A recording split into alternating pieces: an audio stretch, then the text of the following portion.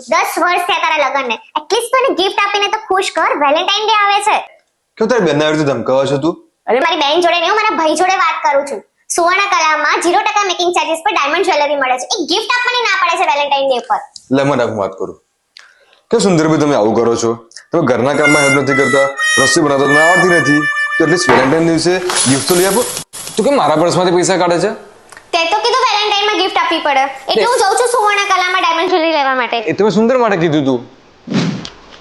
મારા બેટા 2 જણ બની ગયા લાગે મને. થઈ ગયું, જો આપણે કામ થઈ ગયું.